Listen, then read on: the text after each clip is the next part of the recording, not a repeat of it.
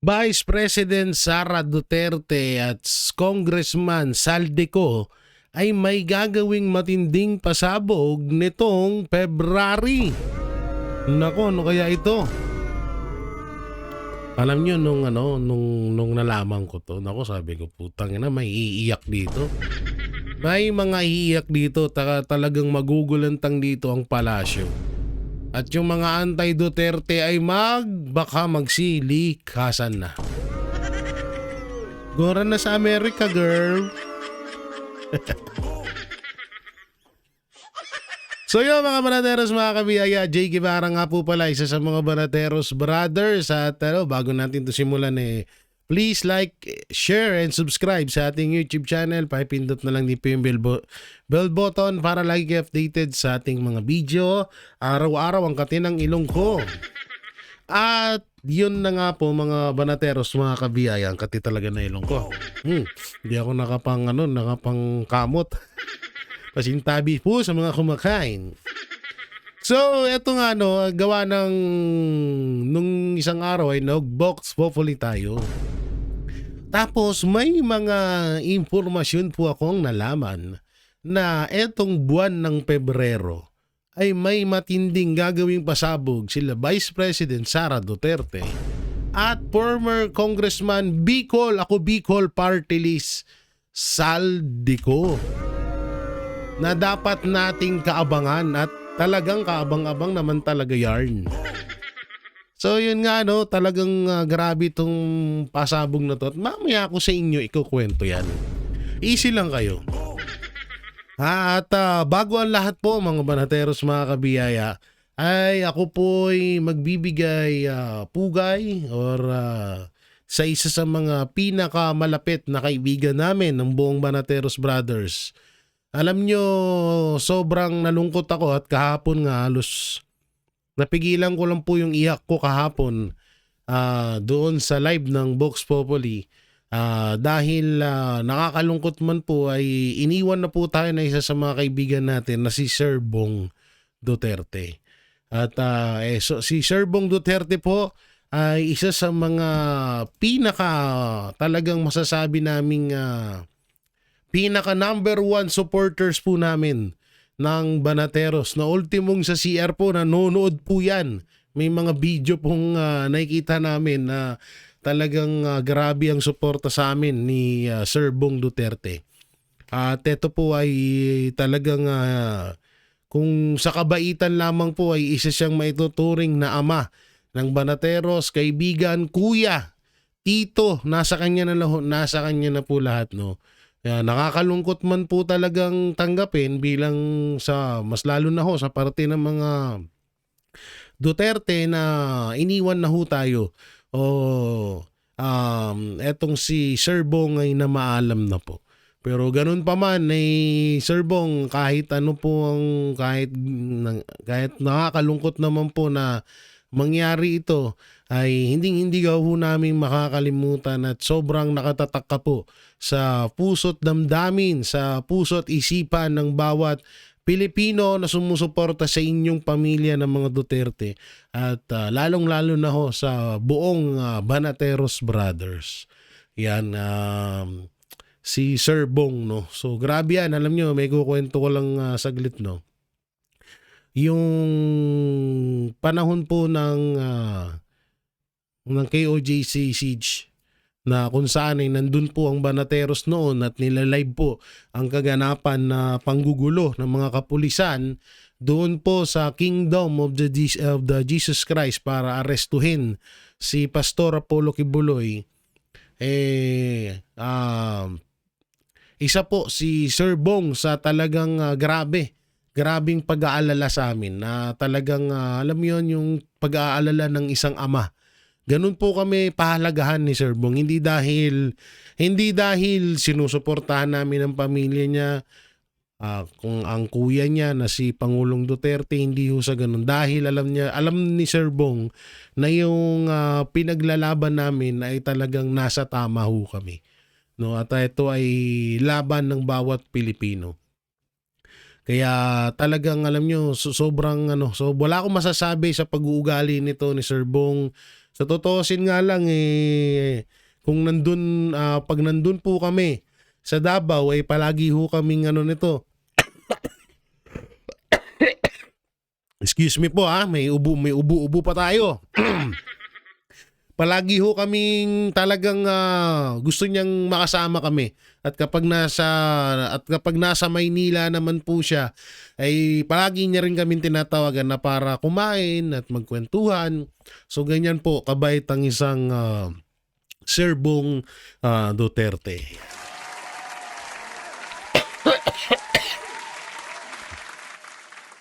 At sa pamilya ni Sir Bong condolence po sa inyong lahat. At katinang lalamunan ko, grabe. Sabi yan ni Sir Bong, huwag ka na mag-yosi.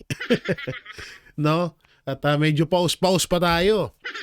So Sir Bong, salute sa'yo. Maraming salamat sa pagiging tunay na kaibigan at ama, tito, kuya sa amin ng buong Banateros Brothers.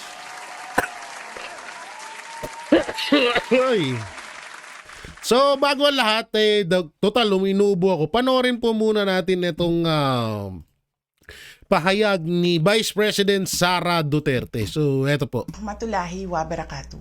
Madayaw, ugmaayong adlaw kaninyong tanan. Magandang araw sa inyo lahat.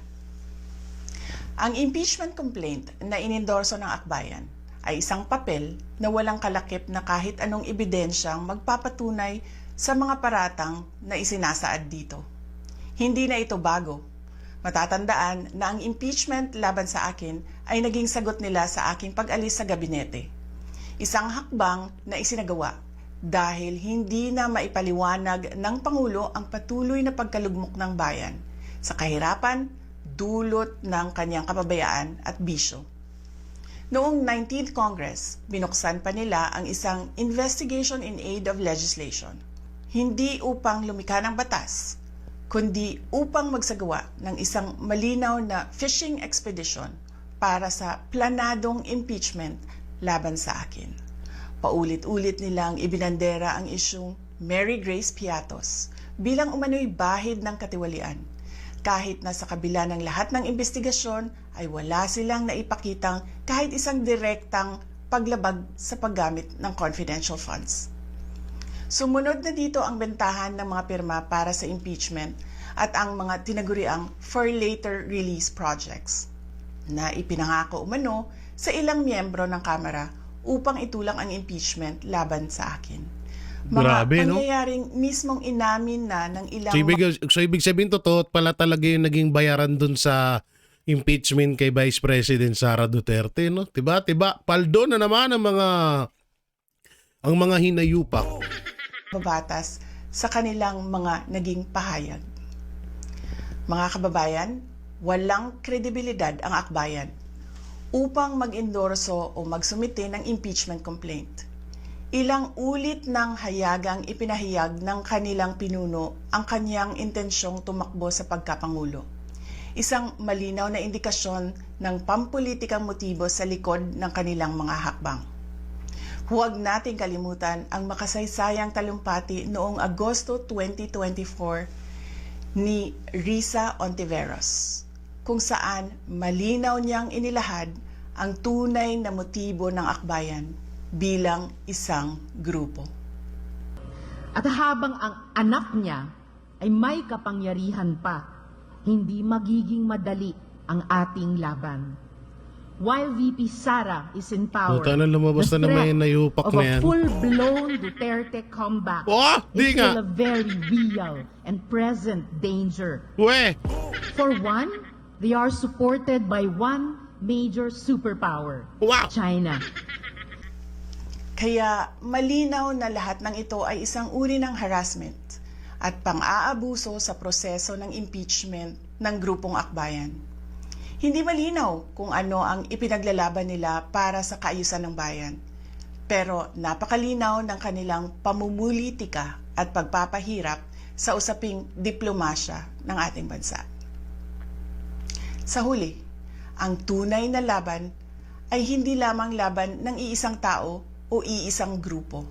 Ito ay laban para sa katotohanan at sa dangal ng ating bansa. Naway magsilbi itong paalala sa ating lahat na ang kapangyarihan ng impeachment ay hindi dapat ginagawang sandata ng politika, kundi isang banal na proseso para sa hustisya at pananagutan. Sapagkat kapag nanaig ang abuso, ang tunay na talunan ay ang sambayanang Pilipino. Yun, no? So, grabe yung mga binitawang salita ni Vice President Sara Duterte. At may pahaging pa nga doon kay Pangulong Bongbong Marcos na kaya lang nagkakaroon ng impeachment ngayon kasi ito ay isang diversional tactic para pangtabon sa mga isyong kinakaharap ng administrasyon dahil hindi nga nila mapaliwanag ang nangyayaring korupsyon sa bansang Pilipinas. Grabe. So bago ang lahat, dito muna tayo. Eto na nga. Speaking of corruption, eto na siya. Ang kaban ng bayan ay hindi dapat ninanakawan. Hindi dapat, sinasayang. Ito ay para sa mamamayan. Well, sang ginomers. Tang inumin mo. Ha? Ang kaban ng bayan hindi ninanakaw? Ubus na nga eh. Nasa yun na nga lahat eh.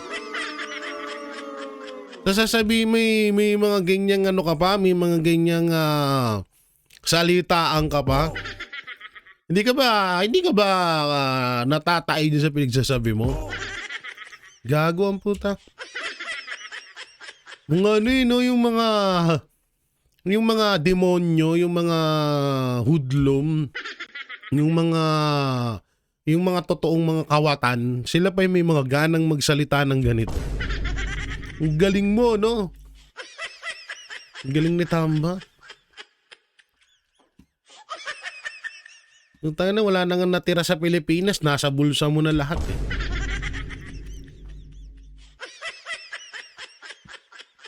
Dito naman tayo. Sabi ni Joey Cruz, Natawa ako dun sa mukha ni Marcos. Sino nag-edit ito? Hype na yan. Bakit tabing-tabingi naman yung panganong isa? Bakit sobrang tabingi naman yung panganong isa? Grabe naman kayo. No, sabi dutae kayo ng dutae.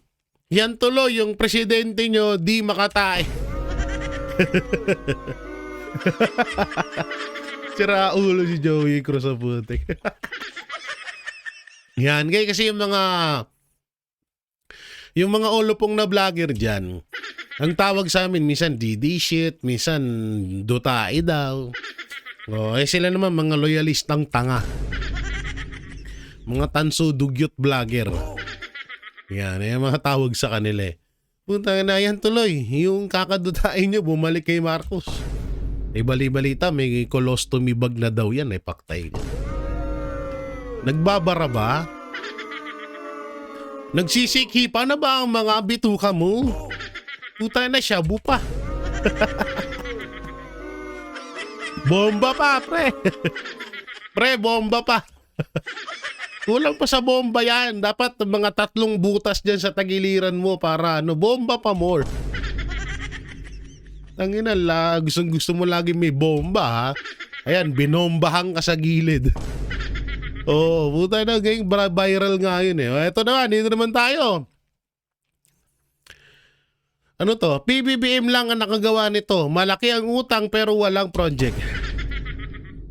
Utang ng Pilipinas pumalo na sa 17.71 trillion pesos. Ang lupit. Iba din. No? Iba rin eh. Oo. Matindi ang pangangailangan. Kaya nga ang dami nagyayamanan ng mga politiko ngayon eh. Sa kanila to, hindi naman sa totoo lang, hindi naman lahat ito kay Marcos. Siyempre, nabibiyayaan din yung mga garapata dyan. Kagaya nung sinasabi ni BP Sara kanina, yung mga Akbayan Party List, yan sila Risa, naaambunan yung mga hinayupak na yan. Posibleng hindi.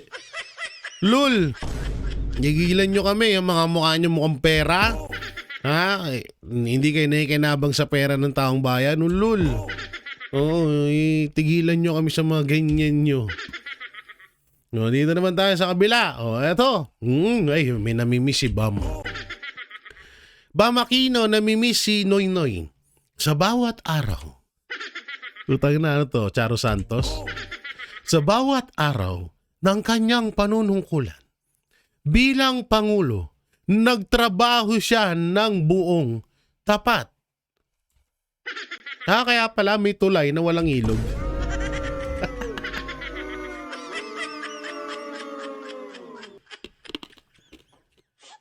Kaya pala may ganun, no? Tandaan nyo yung administrasyon, yung administrasyon ng Aquino. May mga tulay na, may mga tulay na walang ilog. Basta masabi lang tulay. Tas may mga tulay na gawa sa kahoy. Oo, sila din ng sila din yung nalaglag dun. Namimiss mo ba? Gusto mo sumunod ka? Oo, namimiss mo? Sumunod ka kaya? Sundan mo, yakapin mo dun. O kaya hukayin mo. Namimiss mo? Ang galing. Ay, ito grabe oh. Ito grabe. Yusek Claire Castro. Binunyag. Anak. Ang sabi? Anak ako ng artista.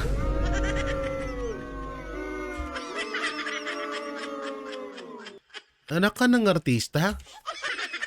Anak ka ng artista, Auntie Claire, anak ka ng teteng. Anak ka ng artista, yung mukhang yan. Yung mukhang yan, anak ka ng artista. Sinong artista? Si Pokwang? Baka kapatid to ni Pokwang. Akala namin kapatid ka ni Marcos Jr. Kasi di hamak na mas alam mo na hindi nagdodroga si Marcos Jr. kaysa kay Amy. Parang ikaw ang pinaka-ate sa lahat. Na yung sinabi ni Amy Marcos na adik yung kapatid niya at yung sinabi mong hindi, parang ikaw ang pinaka-ate. Na gusto mo ikaw ang paniwalaan ng taong bayan. Galing. Anak ka pala ng artista, di namin na-predict yan. Hindi mo kami in-inform. Kaya pala todo okay. Kaya pala todo drama ka sa mga press con mo. Oo, ang galing mo magsinungaling kasi anak ka ng artista. Kaya naman pala ka. Puta, kanya mukha anak ng artista, di wow. Puta na, nakakahiya ka kung anak ka ng artista, tas ang pangit mo. Pinagmalaki ba? Di ko alam kung totoo to Mga banateros, mga kabiya, hindi ko alam kung totoo ba to o gimmick lang ni Auntie Claire to. Ewan ko dyan sa hayop na Pero kung anak ka ng artista, Auntie Claire, at kung sino man ang magulang mo, nakakahiya ka. Siguro hiyang-hiya yung buong pamilya mo, yung mga magulang mo na putang ina, anak namin nagkakalat ng katangahan sa palasyo. Anak ng artista, anak ka ng teteng, Auntie Claire. Anak ka ng flies na may 13 paa. Anak ng artista no. Uy, putang ina. Eto mga anak ng artista. Anak ng kanal. Puta na nagsama yung magkamukha ang puta. Pag ganito mga... Eto real talk tanong lang. Marcos Jr., ba't yung mga alagad mo ang papangit? Sorry ako hindi naman din ako kagwapuhan. Pero putang ina kung itapat mo yung pagmumukha ko dyan sa dalawang hayop na yan. Di hamak naman ang mas mukha akong tao sa mga yan. Tsaka in fairness, hindi na ngumingiti si Liamas pero hindi nalabas yung ngipin. Kasi baka makita yung tartar. Sabi niya rito. Pag nakakasama ko si General Torre, dinudumog ng tao. Yan sabi ni Liamas. Pag kasama niya daw si General Torre, Dinudumog daw ng tao si General Torre, butang ina. Dinudumog ng tao kasi akala nila may nakawalang unggoy.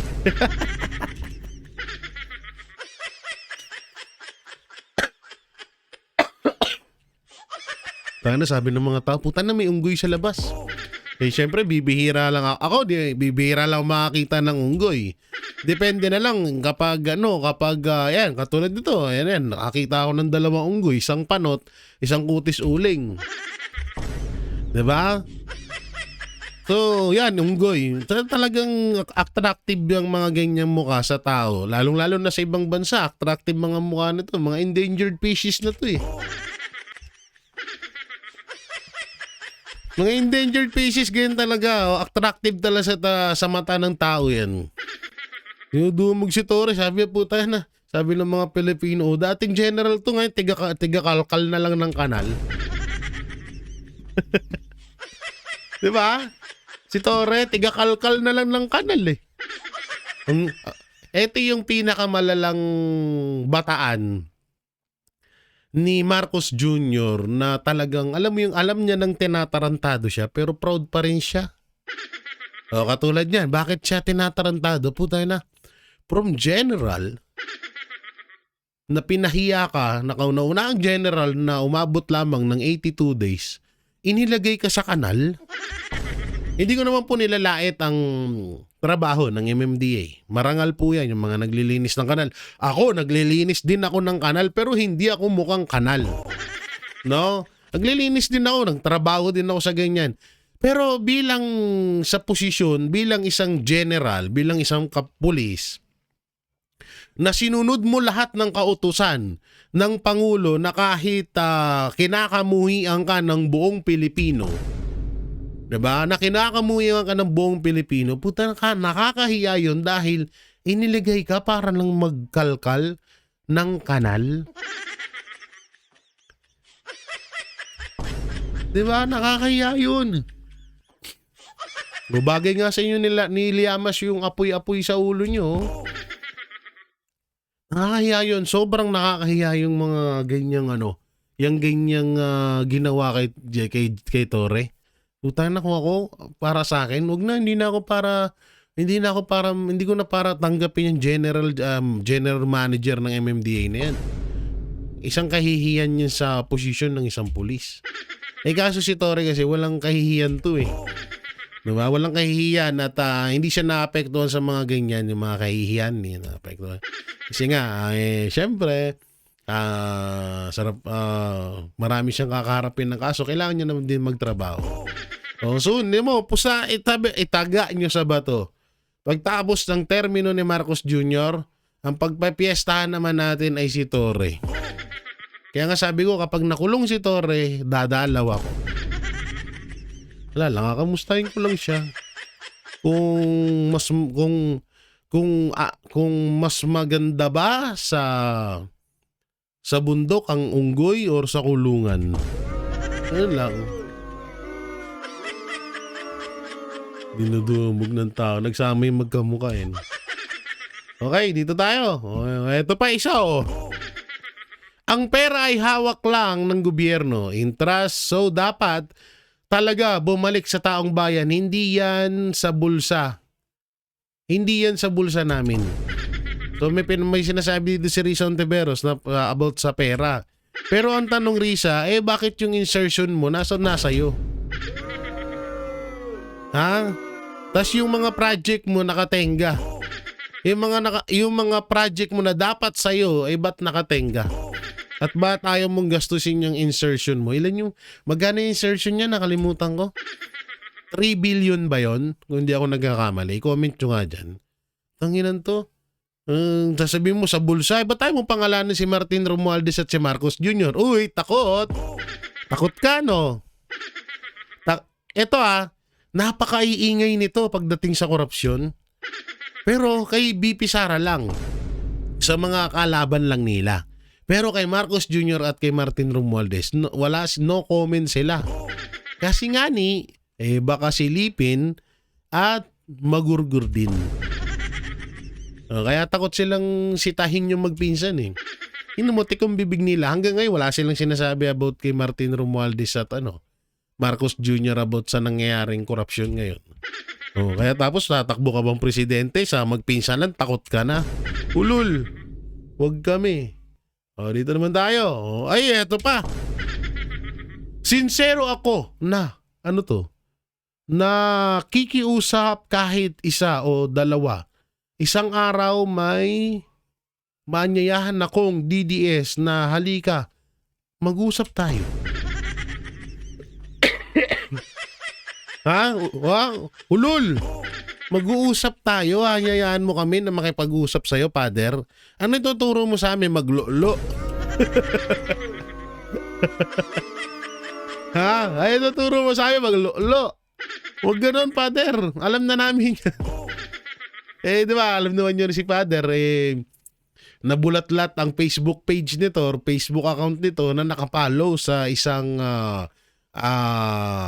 tinatawag na open-minded page.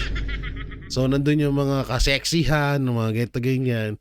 Kaya sabi ko, kung kakausapin mo kami, ano tuturo mo sa amin? Ulul! Ikaw na lang, ha? Walang may pag-usap sa'yo na DDS. Hindi ka namin dapat, at saka hindi ka namin dapat kausapin. Sino ka? Sino ka para makipag-usap kami sa'yo? Ha? Kung yung corruption nga hindi nyo malabanan tapos kakausapin namin kayo, para i-brainwash nyo kami, tapos dalhin sa bundok, ulul. Kayo na lang. Yung mga pari ngayon, hindi naman sa nila lahat pero yung ibang mga paring yun, nakakahiya, no? Sa totoo lang, hindi dapat sila nakikialam sa usaping politika Oo, andiyan sila para maghatid ng kautusan ng itaas. Hindi yung ganito. Puta pare, nasa hearing, nag-aano ng impeachment. Diba nakakabobo? Ang inang yan. Kaya tigil-tigilan mo kami, Father, hindi ka namin dadaluhan. Okay, kausapin mo si Marcos. Hindi dapat, Father, ganito gawin mo. Dapat, hindi ka sumusuko na balang araw maayayahan mo si Marcos at kausapin mo kung ano yung kung ano na ba yung mga solid na mga matitira ngayon. Di ba dating addict to? Di ba? Dating addict to, di ba? Magkakasundo sila ni BBM. Pre, eto, may 0.5 ako. May 0.5 ako dito, pre. Bomba tayo. Tangin lang yan. Yung mga ngayon Ay, nako. Eto malupit. Franz Castro, ikinuwento kung gaano kadaling lapitan si Romualdez sa oras ng pangangailangan. Ayot na yan. Ang galing. So kaya pala hindi nyo masyadong binabanatan si Romualdez. Kasi kapag sa oras na mawalan na kayo ng pondo na pangbigay nyo dun sa mga leader nyo na nasa bulubundukin, kay Martin Romualdez kayo lumalapit. So ibig sabihin namin mo na si Martin Romualdez ang nagpupondo sa mga makakaliwang katulad mo. Okay. At sinamin mo. Ayan hindi daw mahirap lapitan si Martin Romualdez. Former House Speaker Martin Romualdez, alam mo, sabi naman ni Franz Castro alam mo, hanggang ngayon gusto ko na rin talagang magkabahay. Gusto ko na rin magkasariling bahay. Kasi syempre mahal lang mangupahan ngayon. Bahay ko, inupahan ko 14,000. Yung aircon ko, maabot ng 16,000. Yung kuryente, maabot ng 6,000 per month ang bill.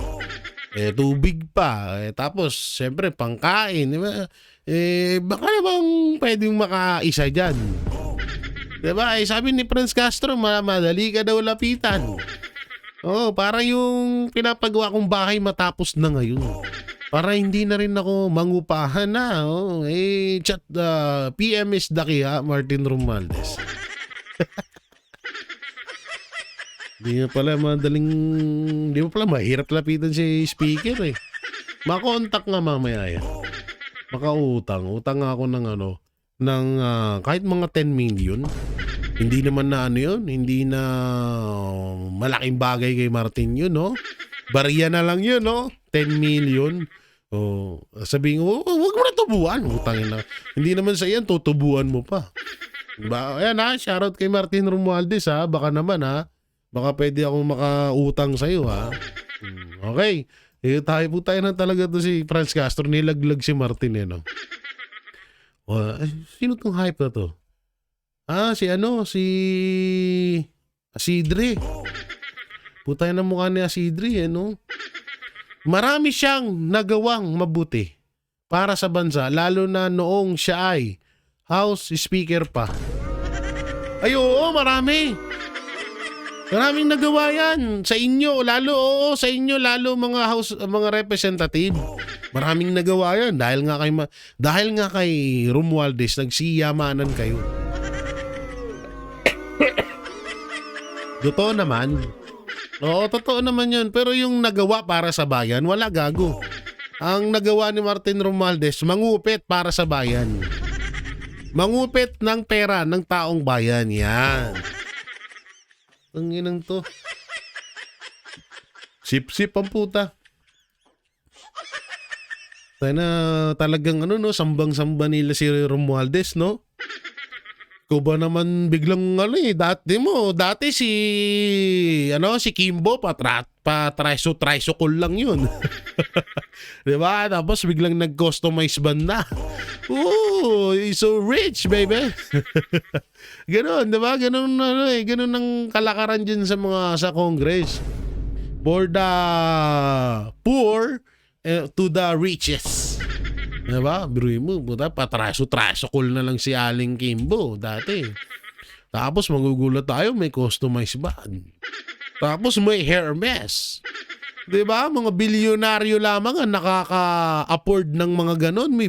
May Hermes, may Louis Vuitton. Tapos yung relo, milyones. Aba, alintindi mo, sisters.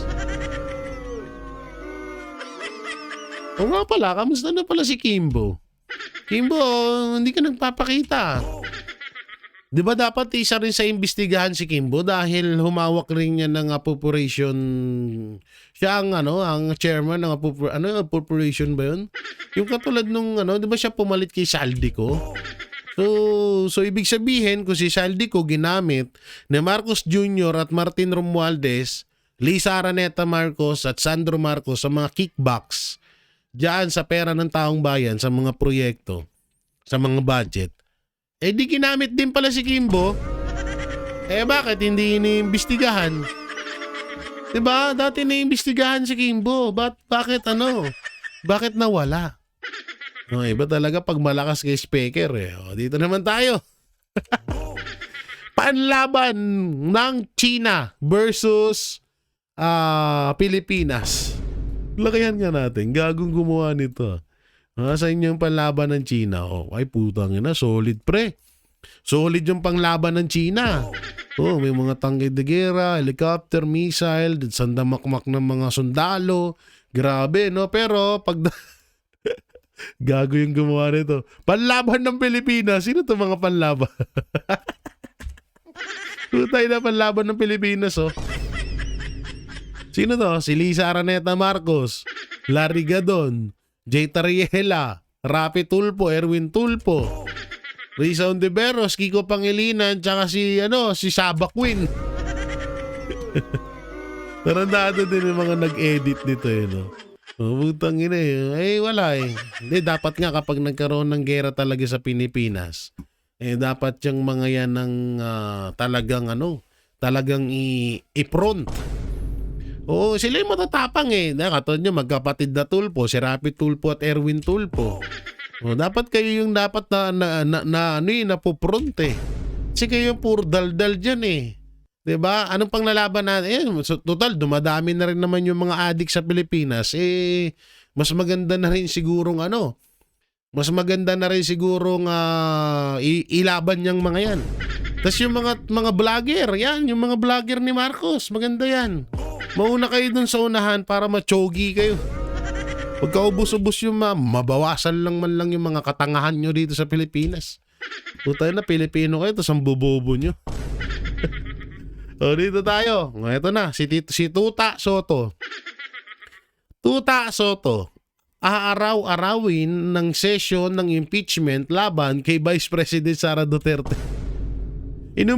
Iminungkahi ni Senate President Tito Soto na gawing araw-araw mula Lunes hanggang Biyernes ang session ng impeachment court laban kay Vice President Sara Duterte upang mapabilis anya ang pag-usad ng paglilitis. Tuta Soto, Tito Soto, tuta. Huwag ka naman masyadong magpahalata, pre. Huwag ka naman masyadong magpahalata sa taong bayan na talagang kontrolado ka ni Marcos. Huwag naman masyadong ganun kasi halatado eh. 'Di ba? Puta na, komento ka ng komento sa impeachment ni BP Sara pero no comment ka sa impeachment ni Marcos Jr. Huwag ganun, pre. Bad yun. Alam namin na natuldukan ang iyong pangarap, ang iyong playbook na maging vice president, soon to be president. Alam naman namin na naudlot yun at nakansela, hindi na ipatupad yun. Kaya diba sabi nga ni Tito Sen, hindi na nga daw siya tatakbong senador sa susunod na taon. Yung pala, may planong maging vice presidente. At kapag naging vice presidente, i-impeach din si Marcos para siyang maging presidente. Ang galing. Magaling no? Iba din eh. Buta na pagdating kay BP Sara, araw-arawin nyo na. Pero yung pahayag ni Orly Gutesa na tinuturo niya si Martin Romualdez, puta na wala kayong pakialam. Ganyan kayo kawalang niya. Tapos pag kinumentan kayo, pag may mga sinasabi sa inyo, nagagalit kayo. Kesyo ganito, kesyo ganyan. Di wow. Tapos dito, kaya tinatawag ang Tuta Soto eh. Masyadong halata kasi Tito Sen. Huwag masyadong palata Tito Sen. Alam mo, bilang isang politiko dapat mapalawig niyo yung kagandahan ng iyong pangalan. Nangyayari kasi, imbis na pala pagandahin, lalo yung pinapadumi. Huwag ganun ha, pangit yun. Dito naman tayo sa isa. Putang inang ngiwi, utang inang mukha yan. Saan ba gawa yan? Humanda kang maitala sa kasaysayan bilang kauna-unahang BP na ma-impeach. Hindi minsan kundi 2 beses. Na-impeach na ba? Sa Congress lang, di ba? Itong putay na, pangit na, bading pa. Putay na, alam nyo, yung pag-i-impeach nyo kay BP Sara, alam nyo, hindi naman si BP Sara magdadala niyan eh. Kayo. Biruin nyo ang kakapal ng mukha nyo, mga putang ina nyo. 32 million mahigit ang boto ni Vice President Sara Duterte. Kung yung 32 million na voters na yun, kung yun ang pumunta sa impeachable court or sabihin na natin sa Congress, pumunta lahat yan at isigaw nilang impeach BP Sara, maniniwala kami. Pero putang ina nyo, kung kayo-kayo lang din, tas ganyan ang pagmumukha mong mukha kang burikat, mukha kang singit ng manok na pinakuluan sa imbornal, putang ina, hindi ka namin dapat paniwalaan. Ilan ba boto nyo ng mga congressman? 300k, 100k, 1 milyon? Pwe! Kagaguhan nyo. Nagtitigil-tigilan nyo kami sa katarantaduhan nyo, ha? Tigil-tigilan nyo kami sa katarantaduhan nyo. Wala kaming pakialam sa inyo. Una-unahan sa kasaysayan, humanda itatala. So, nagago kayo. Kauna-unahan sa kasaysayan na ganyang kadumi ang Kongreso. Ha? Kauna-unahan sa kasaysayan niya na maitala na kauna-unahang pinakamaruming Congress or House of Representative ang panahon nyo. Putay na, lahat ng basurang mga tao sa balat ng Pilipinas nagsama-sama dyan sa House of Representative. Labas po dyan ang mga Duterte ha. Sila Kong Pulong, yung anak niya, at yung iba pang mga matitinong congressman. Labas ho sa sinasabi kong ito. Ito lang yung mga putang inang to. Putang ina. Gusto burat, tas mukhang burat. Sorry guys. Gigigil ako eh. Tangina kasi ang pangit pa na ugali. Bisan mag-adjust naman kayo. Pag pangit, medyo bawiin nyo naman sa pag-ugali. Hindi yung pangit na ugali. Pangit pa ugali. Pangit na mukha, pangit pa ugali. Ang pangit naman ng ganun. Wag naman ganun. Oo, masyado nyo naman dinamdam ang kamalasan na nakuha nyo. Ayot na itong mga to. Tangina nyo. O, dito tayo. Ano to? Walang credibility. Ay, ito pala yung kaninang ano natin na napanood natin video. Mali lang yung nailagay ko ha. O, ito. BP Sara, hindi umano nakapasa. Sa standard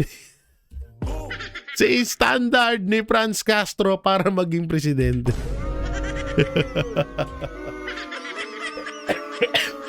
Putang ina ng mga to, nagkakalat talaga ng katangahan ng putang ina. Hindi pasok sa standard mo. May standard ka pala, Franz. May standard ka pa dyan sa dating mong yan, ha? Putang ina, may standard din pala ang mga tiga-bundok. Sorry hindi ko. Disclaimer, baka sabihin ay Jay, nilalait mo yung mga magsasaka. Hindi ganun ha. Hindi ho ganun. Ang sinasabi ko yung mga makakaliwang terorista. Yung mga makakaliwa ang tinutukoy ko. Sila yon.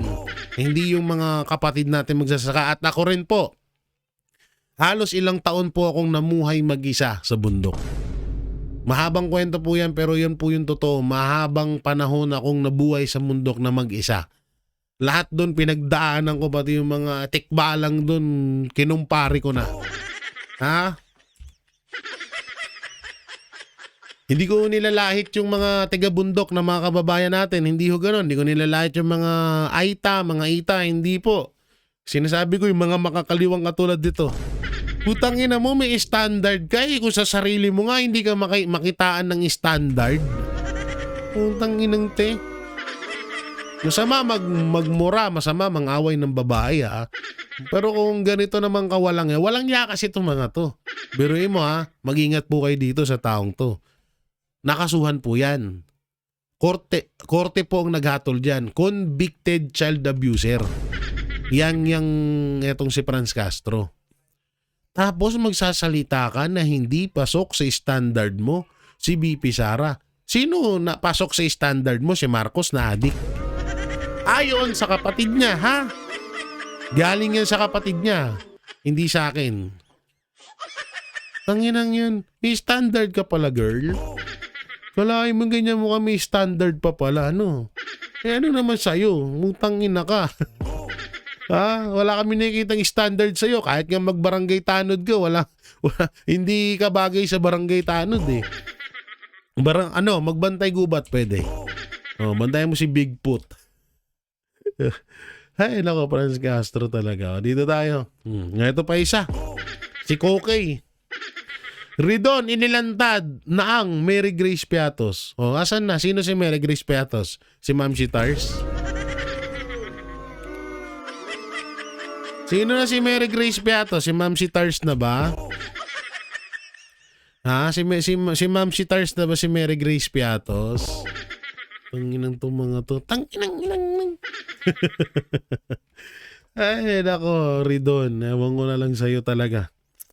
Alam nyo, biruin mo ha. Kung halimbawa totoo to ha, confidential fund, nakita nila sa confidential fund ni BP Sara. Paano malalaman ni Ridon yun? Katangahan yun, di ba? Kung may nakakaalaman kung sino si Mary Grace Piatos, walang iba kundi si BP Sara yun. Ba't alam nitong gagong to? Ba't alam mo? Tukmol. Ewan ko sa'yo, Ridon. So, eto.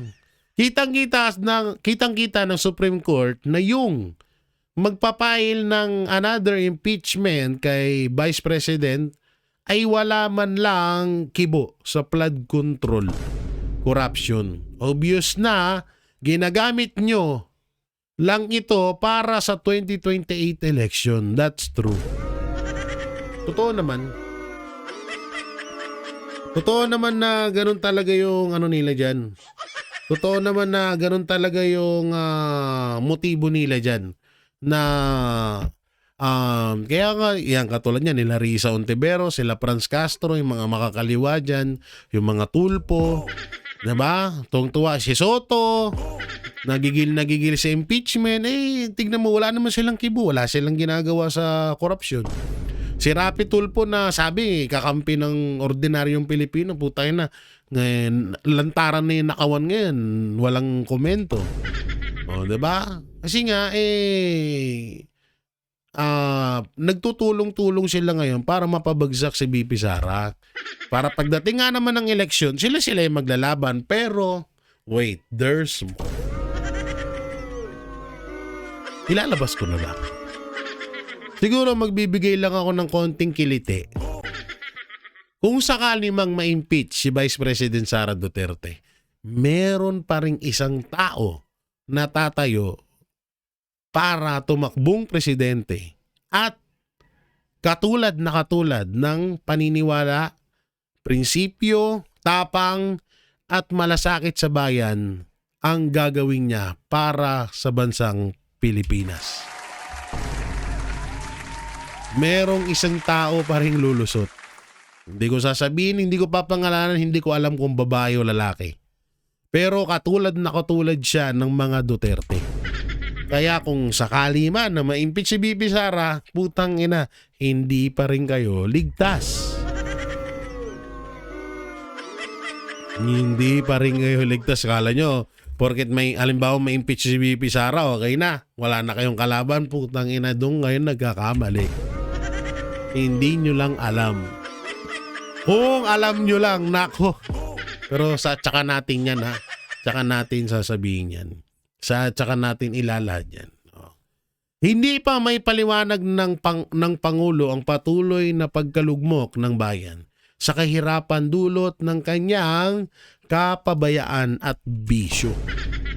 Grabe, no? Oo, yun naman talaga din nangyayari. Ang masama nga ho dito, kung sino yung mga taong naglalahad ng kapabayaan, nakawan sa bansang Pilipinas, yun yung pa yung kinakasuhan, yung pa yung mga ginigipit. No? Katulad niya, nila Abines, Banat Bay, Sir Jack, kami, mga Banateros Brothers, yung mga congressman, sila Kiko Barsaga, Libiste, sila Eli San Fernando, sino pa?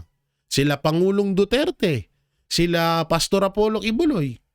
O kung sino yung mga taong tumutulong para malaman ng publiko ang kapabayaan ng gobyerno na nangyayari ngayon sa bansang Pilipinas, sila pa yung tinatanggal, sila yung kinukulong, sila yung kinakasuhan. Ganyan kalupit ang nangyayari ngayon sa bansa natin. Na talagang masasabi mong itong sinabi ni BP Sara ay 101 or 1 trillion or trillion percent na talagang totoo, no? At ito pala, may babalita ko sa inyo. May namatay po na isang tao na tumarantado sa mga Duterte. Mamaya papakita ko sa inyo yan. At eto na. Interpol humingi ng dagdag dokumento para sa red notice versus Saldico ng NBI. Putang ina, talagang mukhang natutunugan nyo na yung ilalabas ng dalawa. Mukhang may the big one. Isang the big one na ilalabas si Saldico at BP Sara Duterte. Na ikakagulantang ng palasyo at ikakakaba ng mga anti-Duterte. Putang ina nyo. Putang ina nyo. Tarantado kayo. So ito yung namatay. Pag inabot ka nga naman ng karma. O, ayan ha. Judge, Jurish Pikis na nagsilbing hukom sa ICC, pumanaw na. Ang bilis ng karma, guys. Nategi agad. Yan.